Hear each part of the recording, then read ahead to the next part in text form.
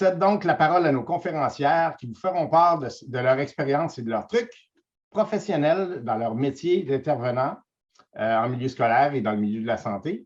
Il s'agit de Mme Maude Maillot, conseillère pédagogique au Centre de services scolaires au cœur des Vallées, et de Mme Laïla Zia, agente de planification, programmation et recherche à la Direction de santé publique du CIS de l'Outaouais et représentante de la concertation des saines habitudes de vie en Outaouais aujourd'hui. Merci, à vous la parole.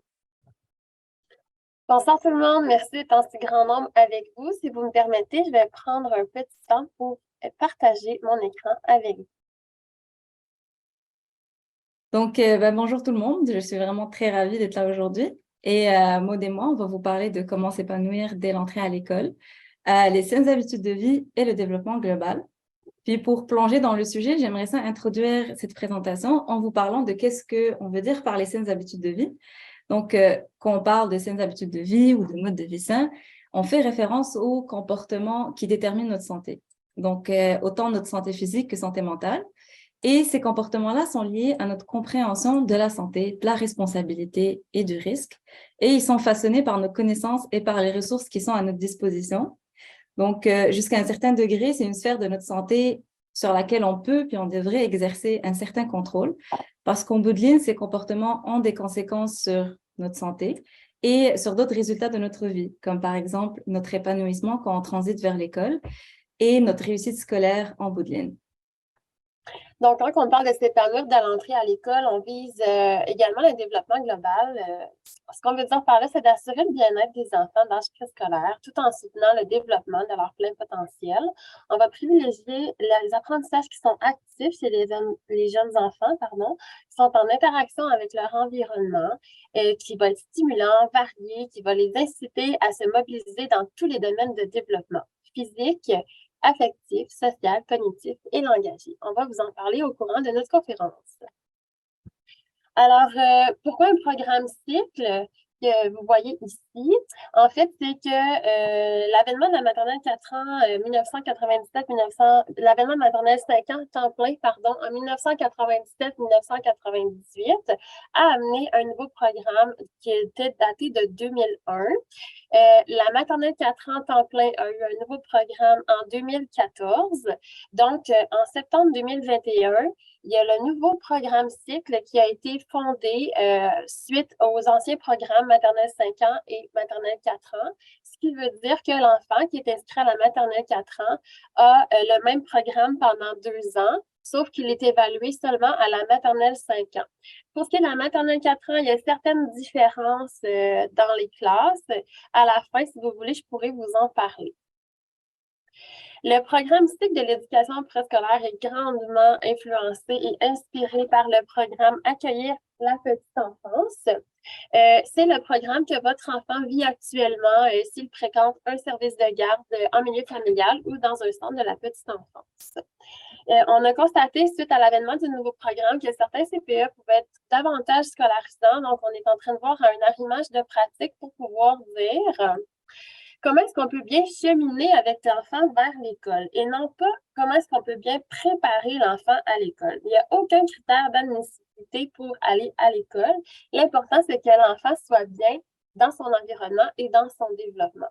En tant que parent, on veut toujours donner les meilleurs outils pour notre enfant et quand on peut penser au mot préparation à l'école, on a davantage une connotation académique de performance. Alors que la petite enfance, c'est vraiment au niveau du rythme de développement de l'enfant. Chaque enfant a son propre cheminement. Le plus important quand on veut cheminer vers l'école avec notre enfant, c'est qu'il acquiert un certain niveau d'autonomie. C'est ce qui est le plus important de tout. Avant de savoir les lettres, avant de savoir écrire son nom, on veut que votre enfant soit le plus autonome possible en fonction de ses capacités. Parfois, on peut bien faire en pensant à acheter le petit cahier « Je me prépare à la maternelle » qui sort souvent beaucoup trop tôt dans les librairies. En fait, là, c'est correct, mais il y a d'autres, c'est des apprentissages davantage scolarisants qui sont très ciblés. Et on est ici ce soir pour vous dire comment est-ce qu'on peut bien cheminer avec notre enfant à l'école. Il y a plusieurs entrées qui vont répondre davantage aux 5 domaines de développement que d'aller chercher en finalité le petit cahier qui est souvent des activités papier-crayon. Donc, on ne s'attend pas à une préparation académique avant d'accueillir votre enfant à l'école, mais bien à un cheminement développemental qui est soutenu par son environnement.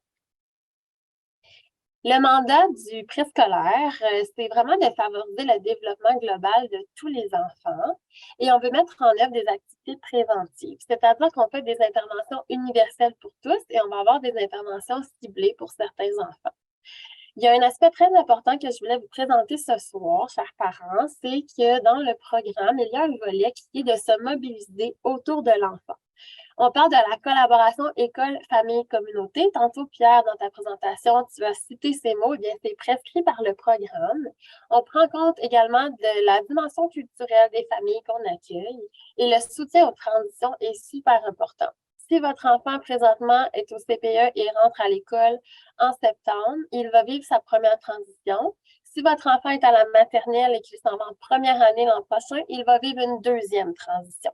Donc, ce sont des choses à prendre en considération et on veut amortir les grandes étapes de transition pour que ça puisse se faire tout en douceur. Comme Maud l'a très bien dit, c'est que le programme cycle préscolaire se veut de vraiment favoriser le développement global des enfants. Et donc, pour ça, il met le jeu au cœur des apprentissages. Parce qu'à cet âge, le jeu, c'est le travail des enfants. C'est comme ça qu'ils acquièrent des connaissances. C'est comme ça qu'ils acquièrent des compétences qui vont leur servir toute leur vie. Mais quand on sait que notre enfant transite vers l'école, c'est tentant de vouloir déjà intégrer les pratiques de l'enseignement primaire. On veut que notre enfant, par exemple, connaisse déjà l'alphabet, apprenne à compter, ce genre de choses. Donc, on cherche vraiment à le scolariser. Parce qu'on veut bien sûr une éducation de qualité pour nos enfants, mais une éducation de qualité à cet âge-là, à ce moment-là, ça signifie de vraiment garder le jeu au cœur de sa pédagogie parce que l'apprentissage par le jeu favorise le développement des enfants et donc enrichir leur jeu, c'est enrichir leurs apprentissages. Prochaine diapo, s'il te plaît. Je voulais juste ajouter, Laila, que le programme éducatif Accueillir la petite enfance, c'est nommé éducatif et le programme du préscolaire, c'est un programme qui est éducatif également. C'est l'éducation préscolaire. On n'est pas dans la scolarisation. Donc, on n'est pas tout de suite dans l'académique. Exactement. Parfait. Donc, ici, j'aimerais souligner le rôle crucial du jeu libre et actif dans le développement de l'enfant et dans son épanouissement lorsqu'il transite vers l'école. Mais quand on dit jeu libre et actif, qu'est-ce qu'on veut dire exactement? Donc, d'un premier côté, quand on dit jeu libre, c'est quand on permet aux enfants de s'engager dans des activités qui sont intrinsèquement motivées. Donc, qui répondent à leurs besoins d'exploration, à leurs besoins de créativité et d'interaction sociale. Et le jeu libre peut prendre différentes formes. Ça peut être le jeu en plein air, le jeu imaginatif, le jeu avec les enfants. Puis quand on dit jeu actif, on implique spécifiquement le mouvement physique et l'exercice. Donc, le jeu actif, ça comprend des activités comme la course, le saut, l'escalade, la danse, le sport en général. Et bien sûr, le jeu actif, c'est important pour la santé physique des enfants. Et c'est ce qui contribue à développer leur force, leur coordination et leur capacité cardiovasculaire. Donc, quand on dit jeu libre et actif, ça veut dire qu'on offre aux enfants la possibilité d'explorer leur environnement, d'apprendre à se connaître et à connaître les autres et de développer des compétences vraiment importantes comme la résolution de problèmes, développer leur créativité, développer leur communication, le respect des autres, comme vous pouvez le voir sur la diapositive. Parfait. Mais bien sûr, dans la vie de tous les jours, on fait naturellement face à plusieurs freins, à plusieurs obstacles. Notamment le fait qu'en tant que génération, on est de plus en plus vers la quête de performance scolaire. Donc, on a tendance à privilégier les activités intellectuelles dès le plus jeune âge, les émissions éducatives. On commence à éduquer et à scolariser les enfants assez tôt. Puis, on manque bien sûr de temps parce que permettre à son enfant de jouer librement et activement, ça prend quand même, ça demande l'attention et la supervision des parents. Ce qui nous amène justement à parler de la prévalence des écrans, donc l'utilisation des écrans. Dans un monde de plus en plus numérique, on donne de plus en plus de place aux écrans dans nos routines. C'est facile d'accès, c'est facile d'utilisation, c'est pratique et ça occupe. Puis après, un peu plus tard, on va voir comment ça peut affecter le développement des enfants, surtout social et langagier. Et ensuite, bien sûr, surtout quand on parle de jeux libres et actifs à l'extérieur, on a peur que nos enfants se blessent, donc la gestion du risque et la popularité des activités structurées. Donc, un enfant peut bien sûr avoir un mode de vie qui est totalement actif, mais est-ce qu'il a la place dans sa routine, dans ses journées, de laisser libre cours à sa créativité et de jouer vraiment librement. Ça nous amène à vous présenter la fleur développementale qui est issue du programme cycle de la maternelle. L'entièreté des observations des enseignantes et de leur appréciation du développement de votre enfant est basée sur les 5 domaines de développement. Je vous en parlais en début de conférence. Donc, voici les 5 domaines. On va prendre le temps de vous expliquer chacun et de faire des liens avec les saines habitudes de vie. En ce qui a trait au domaine physique et moteur, il faut penser vraiment à mon corps dans l'espace. L'importance d'une motricité globale. La motricité globale, là, ce sont mes jambes, mon tronc, mes bras, mon tonus, qui m'amène à, si ma motricité globale est davantage exploitée, aller dans les parcs, courir, sauter, grimper, parfois même monter la glissade à l'envers, permet une bonne traction pour que le tronc puisse se développer. Et plus que ma motricité globale, elle est saine, elle est bien développée, meilleure que j'ai une motricité fine et plus je vais être à l'aise à utiliser mes outils, crayons, ciseaux, colle. Donc, parfois, on peut penser à aller rapidement vers le papier-crayon, comme je vous expliquais tantôt, mais tous les préalables à l'écriture passent davantage par le corps. Et avant l'entrée à la maternelle, c'est super important de travailler la motricité globale. Et à la maternelle également, on fait un cheminement avec ça, en travaillant d'abord par le corps pour que l'enfant puisse vraiment s'intégrer les différents concepts. Il y a également dans le physique et moteur tout ce qui est expérience sensorielle. Et parlant d'expérience, c'est quelque chose que je vois souvent dans ma pratique. Les enfants qui ont été peu en contact avec des matériaux comme de la gouache. Donc, les enfants qui ont été peu en contact vont aller naturellement chercher la sensation qu'ils n'ont pas pu avoir avant. C'est-à-dire, si un enfant était peu en contact avec la gouache et je lui présente une activité à faire, il va davantage être à la recherche de sensations que la gouache lui procure que d'être à l'écoute pour répondre à mon intention pédagogique. Donc, ce sont toutes des petites choses qu'on doit faire découvrir à l'enfant pour qu'il puisse être vraiment à l'aise dans son corps, vraiment habitué aussi avec le contact du monde qui l'entoure. Également, dans le domaine physique et moteur, on a le volet des saines habitudes de vie, donc d'expérimenter différentes façons de se détendre, explorer le monde alimentaire, se sensibiliser à une sécurité et s'approprier des pratiques liées à l'hygiène. Et ici, on parlait beaucoup de pratiques d'hygiène dans les dernières années, mais on parle aussi surtout de l'autonomie à la salle de bain et ne serait-ce que l'autonomie pour aller se moucher. Donc, être capable de reconnaître soi-même qu'on a besoin d'aller se moucher, aller se laver les mains par la suite. Pour ce qui est, on parlait tantôt de la prise du risque, surtout dans le domaine moteur avec un environnement. Des fois, c'est un frein qu'on peut avoir. Mais sachez que dans les dernières recherches, elles ont démontré que plus qu'on contrôle et qu'on évite la prise de risque chez les enfants en jeune âge, plus tard, les risques qu'ils vont prendre à fin adolescence, début adulte, les risques vont être davantage plus grands et plus dangereux et c'est tout mal calculé. Donc, le fait que l'enfant puisse prendre des risques à sa mesure permet de se connaître en tant que personne. Au niveau affectif, donc la sphère qui est en vert. Oh, excuse-moi, là c'était à Non, non, c'est correct. Je voulais vite faire renchérir. OK, renchérir. Tu as vraiment fait le tour du domaine de développement physique et moteur. J'aimerais vraiment rapidement m'attarder sur l'activité physique parce qu'on parle de saines habitudes de vie. Donc, c'est vraiment juste pour vous donner un aperçu de l'effet de la pandémie sur les niveaux d'activité physique chez les enfants au Québec. Donc, bien sûr, vous savez, c'est important de promouvoir une activité physique régulière pour un développement sain. Parce que l'enfant maîtrise mieux ses habiletés motrices, il fait travailler ses muscles, ses os, son endurance. Mais avec la pandémie, il y a à peu près 40% des enfants au Québec qui ne respectent pas les directives canadiennes en matière d'activité physique.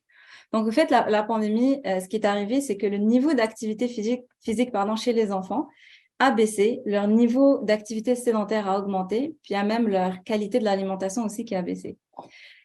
Donc, juste pour vous donner une idée des directives canadiennes en matière d'activité physique, on recommande pour les enfants de 3 à 4 ans au moins 180 minutes d'activité physique variée qui sont réparties au cours de la journée, dont au moins 60 minutes de jeu énergique. Et pour les enfants de 5 ans, au moins 60 minutes par jour d'activité physique d'intensité moyenne à élevée. Donc, c'est tout, on peut aller au domaine affectif. Super. Donc, dans le domaine affectif, c'est vraiment que l'enfant puisse savoir qui il est, reconnaître ses besoins, ses caractéristiques, exprimer, réguler ses émotions. On veut qu'il expérimente son autonomie et qu'il réagisse avec assurance. Parfois, on va avoir des enfants qui vont dire qu'ils veulent pas participer, qu'ils veulent pas essayer quelque chose, mais c'est parce qu'au fond, ils ont peur de faire des erreurs. Ils se disent qu'ils sont pas capables. En tant que parent, ce qu'on peut faire, c'est vraiment donner le droit à l'erreur et montrer que nous aussi, on fait des erreurs et voir comment est-ce qu'on réagit lorsqu'on fait des erreurs. Quand on expose nos enfants à ceci, ça permet une diminution de la performance. J'aimerais renchérir, merci Maud, par rapport au domaine affectif. Ici, je voudrais juste parler de la santé mentale des enfants. Donc, au fait, les enfants sont parmi ceux dont la santé mentale s'est le plus détériorée durant la pandémie. Donc, on observe justement depuis le début de la pandémie qu'il y a eu une augmentation chez les enfants de symptômes anxieux et dépressifs et une augmentation des troubles de comportement, en même temps qu'une diminution des capacités d'attention. Donc, on sait que les familles ont connu beaucoup de sources de stress et elles ont dû passer par de longues périodes d'isolement social. Donc, quand il s'agit de développement affectif, le jeu libre et actif peut être particulièrement important. Puis, la clé, c'est de comprendre qu'en plus que l'enfant apprend par le jeu, l'enfant est vraiment l'acteur principal de son développement. Donc, grâce au jeu, les enfants peuvent explorer et exprimer toute une panoplie d'émotions, comme la joie, la peur, la colère, la frustration, bien sûr dans un environnement sûr et bienveillant. Et pendant le jeu, les enfants ont la liberté d'expérimenter et de prendre des risques, comme Maud en avait parlé. Puis ça contribue à renforcer leur estime de soi et leur confiance. Et ça leur donne un sentiment de contrôle, ce qui est particulièrement important chez les enfants qui peuvent se sentir impuissants ou peut-être dépassés dans d'autres aspects de leur vie. Puis là, on parle de justement la transition scolaire, qui peut être une période quand même remplie de nouveautés pour les enfants et ça peut être assez stressant. Aussi, en jouant, les enfants développent une plus grande conscience de soi et une meilleure capacité d'identifier et d'exprimer leurs émotions. Comme par exemple, un enfant peut utiliser le jeu pour mettre en scène un scénario où est-ce qu'il se sent triste ou en colère. Et ça, c'est une manière pour lui de traiter ses émotions, d'extérioriser et de développer des stratégies d'adaptation à lui-même seul. Et au fait, finalement, je pense qu'on le sait tous, mais quand on est actif, quand les enfants, par exemple, courent, sautent et grimpent, ben, ça libère des endorphines et ça les aide à réduire leur stress et à mieux se sentir. Quand Laila parlait de l'enfant va créer un scénario, je suis certaine que vous avez déjà en tête des exemples de vos enfants qui vous imitent en train de les chicaner. Donc, c'est très sain comme comportement. Ils sont en train d'évacuer cette émotion-là et surtout d'intégrer l'encadrement que vous lui offrez. Ce qui m'amène au domaine social. Donc, ce qui est vraiment le vivre ensemble, les contacts avec les autres, créer un sentiment d'appartenance, respecter les règles de vie de l'environnement, avoir des bonnes habiletés sociales, ce qui veut dire créer des contacts positifs et significatifs avec les autres. Parfois, quand on offre des activités très structurées à nos enfants, clubs de gymnastique, natation, tout ça, les enfants, oui, sont côtoient avec d'autres, mais sont davantage acteurs. Ils vont plus écouter l'adulte et ils vont effectuer. Ce qu'on veut, c'est vraiment amener des échanges naturels entre les enfants, soit d'aller au parc, à la piscine et permettre les échanges pour qu'ils puissent se familiariser, qu'on soit le modèle également pour des bonnes habiletés sociales. On veut qu'ils puissent créer des liens significatifs et tout ce qui est dans le vivre ensemble, c'est important puisqu'à la maternelle, 5 ans, ils seront en moyenne jusqu'à 19 enfants par classe. Laila, je te laisse poursuivre. Oui, merci. Donc, je vais renchérir un peu. Je parlais de justement comme quoi avec la pandémie, il y a eu de longues périodes d'isolement social. Donc ça a bien sûr affecté le développement social des enfants. Les enfants ont besoin de socialiser et d'être en contact avec d'autres enfants, avec leurs parents, avec d'autres personnes. Et donc, c'est important de créer les occasions où les enfants peuvent s'engager avec les autres, notamment en jouant librement avec d'autres enfants dans un parc, par exemple.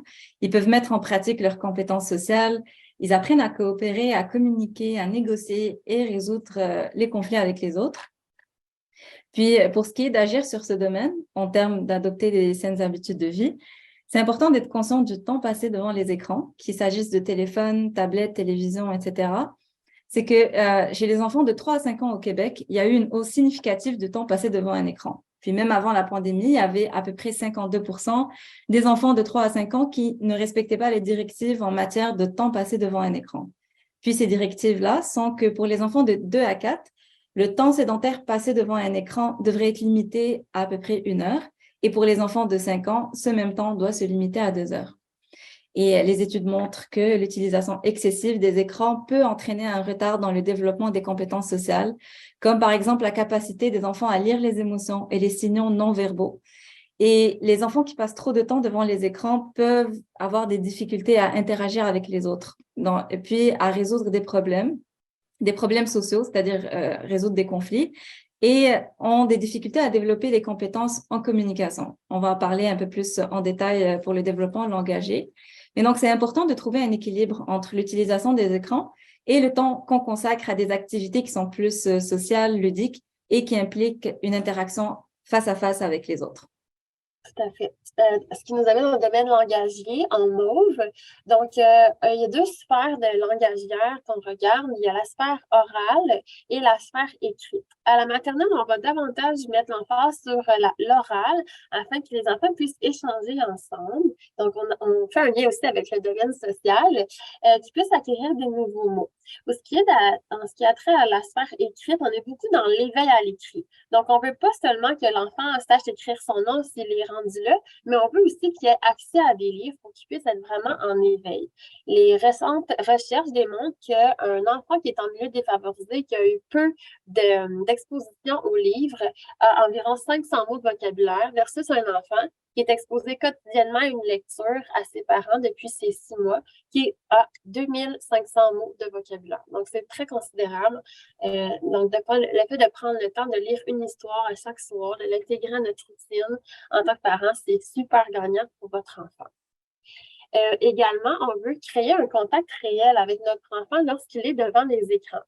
Souvent, l'enfant va être hyper passif. Donc, des fois, c'est pas évident, mais si on peut avoir un contact soit physique avec lui, ou si on est en train de préparer le souper, d'avoir au moins un contact verbal pour lui dire qu'on est là. Parce que parfois, les enfants rentrent dans une espèce de 4e dimension et ça peut être très hypnotique de regarder la télé et les écrans. Et quand ils sortent de là, c'est là que parfois vous pouvez voir des crises, sont pas bien, ils ont eu un état de fatigue avancé parce qu'ils ont été surstimulés. Mais c'est important de parler à votre enfant qu'est-ce qu'il est en train de voir en ce moment. S'il est en train d'écouter la télé, d'échanger et après de parler de ce que l'enfant a vu. Et dans la petite enfance, puis la petite enfance, c'est de 0 à 8 ans, les enfants apprennent de façon concrète, donc en 3D. Le plus possible qu'ils puissent être en contact avec un environnement concret qui puisse stimuler ses 5 sens. L'important, comme disait Laila, c'est de bien doser et surtout d'être au courant du contenu qui est visualisé et de favoriser le plus d'échanges verbaux possible. C'était très complet. Je veux juste faire un petit lien avec justement l'utilisation des écrans et mentionner qu'on sait que le retard langagier chez les enfants d'âge préscolaire est vraiment étroitement corrélé au temps passé devant les écrans. Donc, plus l'enfant passe de temps devant l'écran, plus il a de chances d'avoir des retards langagiers, plus ce retard est grand.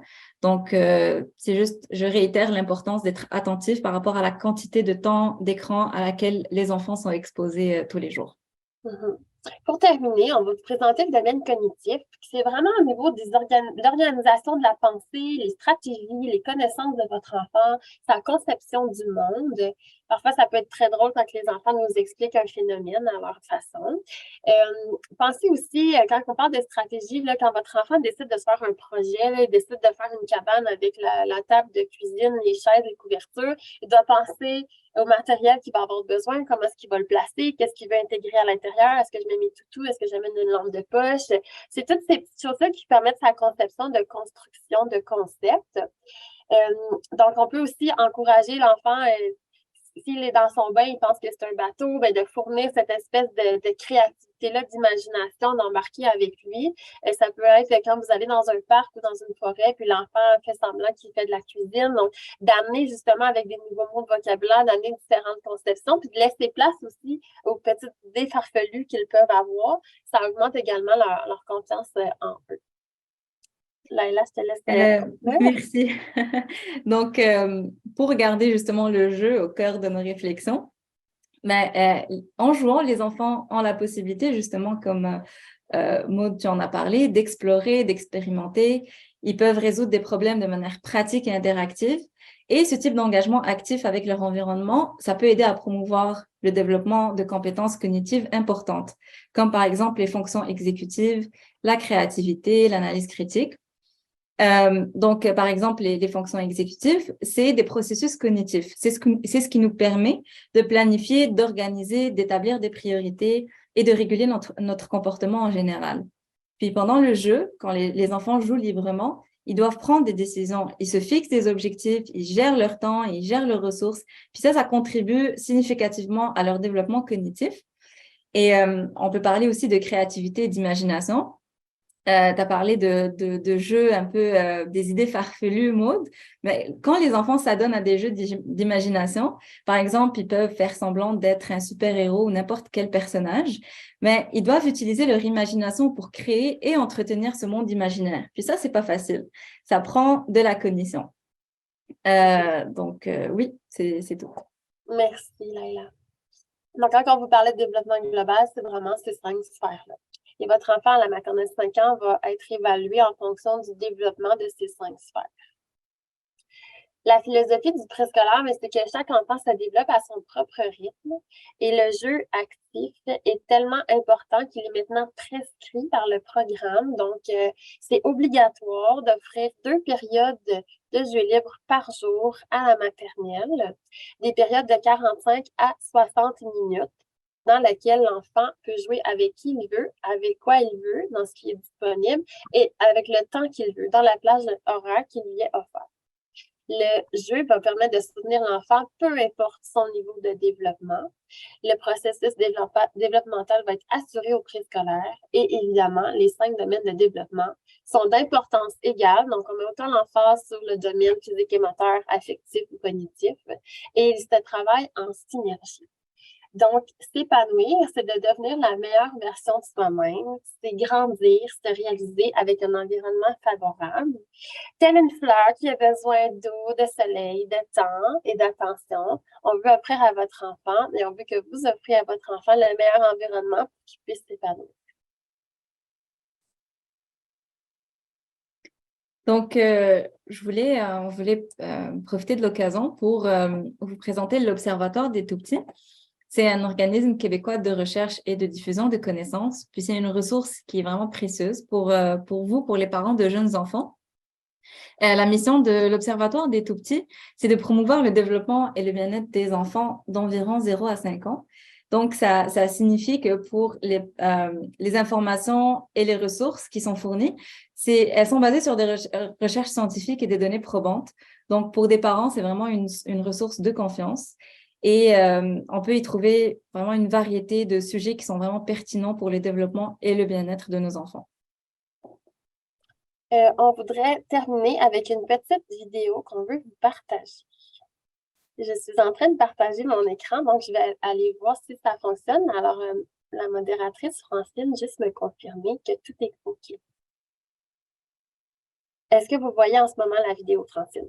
Oui, on va juste on va vérifier si on entend bien. D'accord. Peut-on éduquer les enfants Non, Maud, on ne voit pas ta vidéo. On entend seulement, mais on voit juste la photo qui est sur l'écran. Alors, si vous me permettez, je vais juste aller revérifier ici. Là, vous devriez la voir. Peut-on éduquer les enfants autrement? Parfaitement, répondent Catherine Lécuyer et Moïna Fauchier de Lavigne qui sont nos invités. Bonsoir Catherine Lécuyer, peut-être à ma droite. Vous êtes docteur en sciences de l'éducation et psychologie. Votre livre cartonne, si l'on peut utiliser une expression familière, à travers le monde, un best-seller, un livre brillant même selon le quotidien El País. Vous êtes québécoise, vous vivez à Barcelone. Le titre de ce livre, c'est Cultiver l'émerveillement, la curiosité naturelle de nos enfants. Avec nous également Moïna Fauchier de Lavigne. Vous avez coécrit ce livre avec Mathieu Chéreau, L'enfant dans la nature pour une révolution verte de l'éducation. C'est aux éditions Fayard. Moïna Fauchier de Lavigne, commençons avec vous. On a vraiment coupé l'enfant de la nature en France, par exemple? En France, et pas qu'en France, effectivement. En un peu plus d'une génération, les enfants sont coupés de la nature et sont aussi complètement rentrés à l'intérieur. Donc les enfants, à l'école et en dehors de l'école, sont rentrer dans les appartements, dans les maisons. Mais ça, c'est un phénomène nouveau? Et c'est un phénomène qui est effectivement assez récent. Ça a un peu plus d'une génération. Concrètement, c'est quoi être coupé de la nature? C'est déjà dans la ville, il n'y a plus le bac à sable classique à l'ancienne, on passe son temps sur les tablettes, le nez sur le téléphone déjà très jeune? C'est en ville, mais d'ailleurs pas qu'en ville, c'est aussi un phénomène qu'on observe à la campagne. Les enfants qui sont coupés de la nature, à la campagne aussi, on peut vivre dans une maison à la campagne et ne pas être en contact avec la nature. Et effectivement, vous parlez des bacs à sable, mais ça va jusqu'aux bacs à sable qui maintenant disparaissent. Il y a des bacs à sable qui sont enlevés, même des cours de récréation. Donc ce contact avec la nature, l'éducation nationale ne l'offre pas. Alors on va voir justement quelles sont les conséquences de cet état de fait. Alors soyons clairs, vous Catherine Lécuyer, vous évoquez, il y a un chapitre sur la nature, mais pas seulement. D'abord peut-être le titre qui est beau, cultiver l'émerveillement. C'est quoi l'émerveillement au fond? L'émerveillement, Aristote disait que c'était le désir de connaître. Donc, c'est quelque chose qui est inné chez l'enfant. C'est pas quelque chose qu'on doit inculquer ou qu'on doit stimuler. C'est quelque chose qui existe, on doit se limiter à le respecter. Donc, le livre explique là, en quoi consiste l'émerveillement, qu'est-ce qu'on peut faire pour maintenir cette soif d'apprendre chez les enfants. La soif de curiosité, c'est quoi par exemple? C'est qu'on met de l'eau, un bac à eau devant un enfant de 3-4 ans, il va de suite toucher pour essayer de voir la texture, la température. En fait, les enfants de moins de 6 ans explorent leur environnement de façon naturelle. Donc, c'est pas nécessaire de les pousser dans le dos pour... on le voit tout de suite quand un enfant est à 4 pattes là, pour mettre les doigts dans une prise de courant ou se tirer sur une nappe et tout tombe par terre. Donc, on n'a pas besoin de lui dire « Allez, allez, va découvrir ». Non, c'est naturel. Donc, l'enfant, la première chose qu'il fait quand il touche de l'herbe, c'est à la bouche. Donc, c'est à travers des 5 sens. Donc, les enfants de moins de 6 ans apprennent à travers des relations interpersonnelles et à travers des expériences sensorielles. Donc, c'est pour cette raison que la nature est tellement importante. Parce que les enfants ont un déficit de réalité.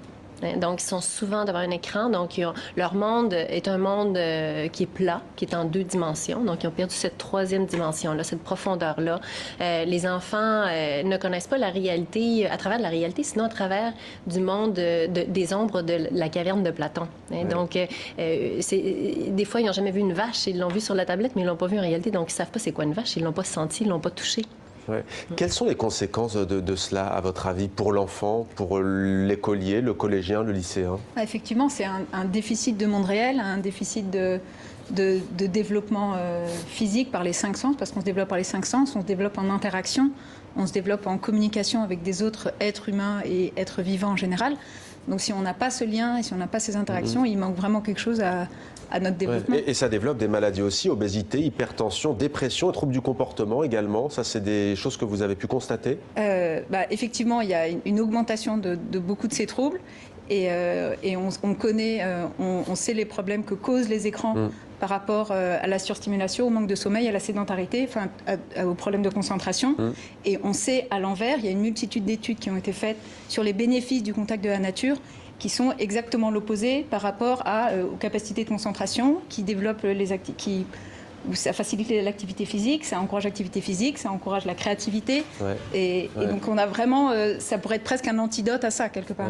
Vous êtes d'accord avec ce constat? Oui, en fait, tout à fait. Un des effets, une des conséquences de la rapidité, là, j'étais dans l'avion, j'avais une personne à côté de moi qui était en train d'écouter sur YouTube une vidéo en vitesse 2, 3, 4, 5. Donc, cette surstimulation-là fait en sorte que les enfants s'ennuient en contact avec la réalité. La réalité est lente, la réalité est exigeante aussi.